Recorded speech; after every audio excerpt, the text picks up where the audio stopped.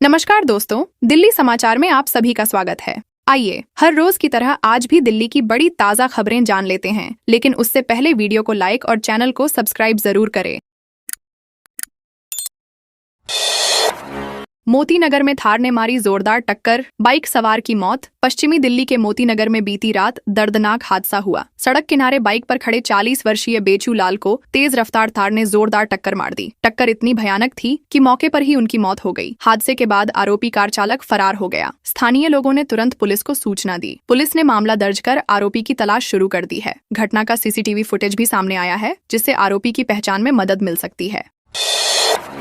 दिल्ली वालों के बैंक खातों से 14 अरब गायब। लोगों की गाढ़ी कमाई बचा पाने में दिल्ली पुलिस भी नाकाम। दिल्ली में साइबर अपराधियों ने पिछले 4.5 सालों में 14 अरब रुपए उड़ाए, जिससे लोगों की गाढ़ी कमाई लुट गई। आंकड़ों के मुताबिक 2023 में 2 अरब और 2024 में यह बढ़कर 8 अरब तक पहुंच गया। साइबर ठगों की बढ़ती गतिविधियों पर पुलिस पूरी तरह से अंकुश नहीं लगा पा रही है। तमाम कोशिशों और शिकायतों के बावजूद कार्रवाई में देरी देखने को मिल रही है। आम लोगों का कहना है कि सरकार और पुलिस को ठोस कदम उठाने होंगे, वरना हालात और बिगड़ेंगे।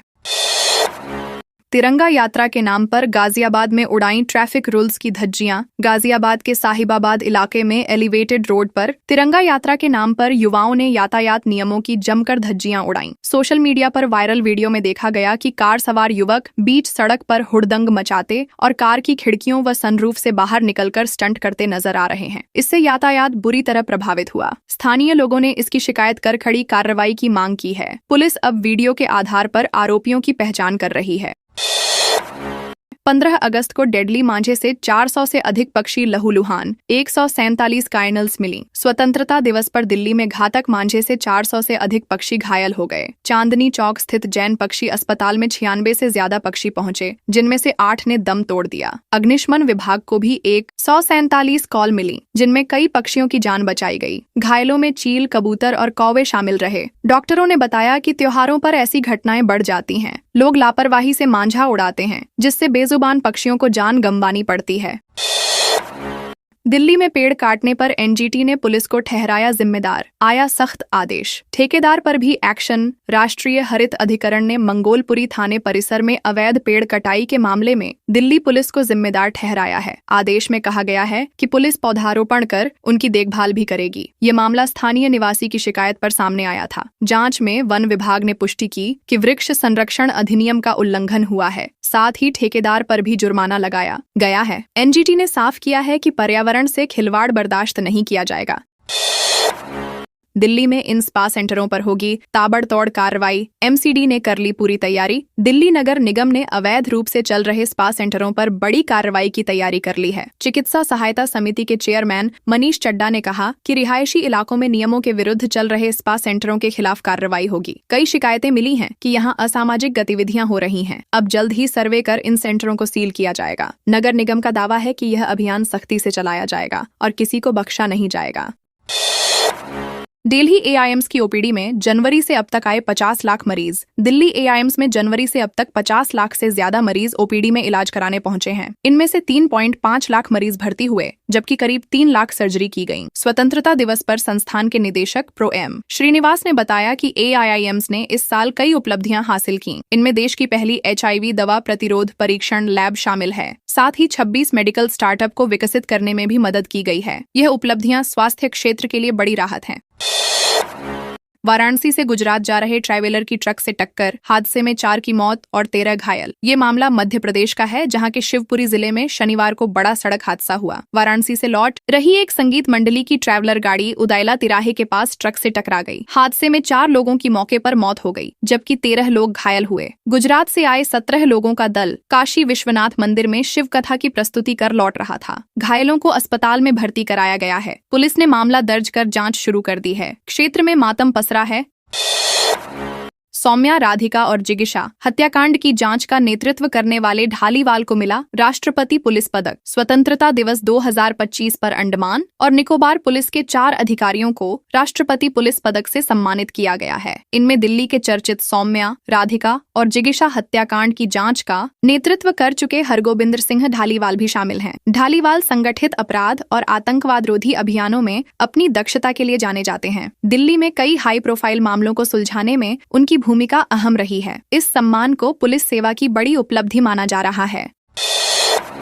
दिल्ली के 7 और देश भर में 50 LSD मरीजों का रुका इलाज। राष्ट्रीय दुर्लभ बीमारियों की नीति में प्रति मरीज 50 लाख रुपए की सीमा तय है। इस कारण कई मरीजों का इलाज बीच में रुक गया है। एम्स दिल्ली में 7 मरीजों का इलाज बंद पड़ा है, जबकि देश भर में 50 LSD मरीज प्रभावित हैं। स्वास्थ्य मंत्रालय के अनुसार 500 से ज्यादा मरीजों में से करीब 300 को इलाज नहीं मिल रहा है। विशेषज्ञों का कहना है कि समय पर मदद न मिलने से इनकी जिंदगी पर खतरा बढ़ रहा है। सरकार पर नीति की खामियां दूर करने का दबाव है।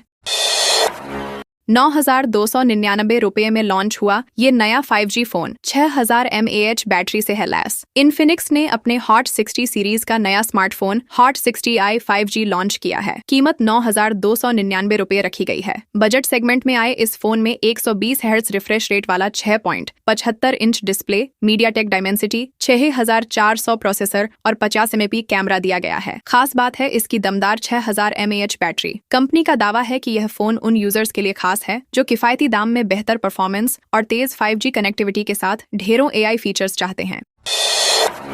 दिल्ली में यमुना का जलस्तर बढ़ा, बाढ़ की चेतावनी जारी। हिमाचल और उत्तराखंड में भारी बारिश का असर दिल्ली में भी दिख रहा है। यमुना नदी का जलस्तर खतरे के निशान के करीब पहुंच गया है। लोहा पुल के पास जलस्तर 205.25 मीटर दर्ज हुआ। निचले इलाकों में बाढ़ का खतरा बढ़ गया है। प्रशासन ने सतर्कता बढ़ा दी है और जलस्तर पर लगातार निगरानी रखी जा रही है। राहत और बचाव दल को अलर्ट पर रखा गया है। लोगों को निचले इलाकों में न जाने की अपील की गई है। कस्टडी के मामलों में बच्चे का कल्याण सर्वोपरि, यह कहकर हाई कोर्ट खारिज की पिता की याचिका। दिल्ली हाई कोर्ट ने बच्चे की स्थायी कस्टडी की मांग करने वाले पिता की याचिका खारिज कर दी। अदालत ने कहा कि बच्चों के मामले में माता पिता के अधिकार नहीं, बल्कि बच्चे का कल्याण सर्वोपरि है। कोर्ट ने यह भी स्पष्ट किया कि केवल आर्थिक कारणों से व्यवस्था बदलना उचित नहीं है। पारिवारिक न्यायालय ने बच्चे से बात की, जिसमें उसने खुद को मां के साथ सुरक्षित बताया। हाई कोर्ट ने इस फैसले को बरकरार रखते हुए पिता की दलील को खारिज कर दिया। आम आदमी पार्टी का छात्र संगठन ASAP लड़ेगा। DUSU का चुनाव, ABVP और NSUI की राजनीति को सीधी चुनौती। दिल्ली यूनिवर्सिटी छात्र संघ चुनाव में इस बार आम आदमी पार्टी का छात्र संगठन ASAP भी उतर रहा है। संगठन का दावा है कि छात्र राजनीति किसी पार्टी या नेता की जागीर नहीं, बल्कि छात्रों के हाथों में होनी चाहिए। ASAP का कहना है कि वे पारदर्शिता, जवाबदेही और छात्र मुद्दों पर आधारित राजनीति करेंगे। यह कदम ABVP और NSUI जैसे पुराने संगठनों को सीधी चुनौती माना जा रहा है। DUSU चुनाव इस बार और भी रोचक होने वाले हैं।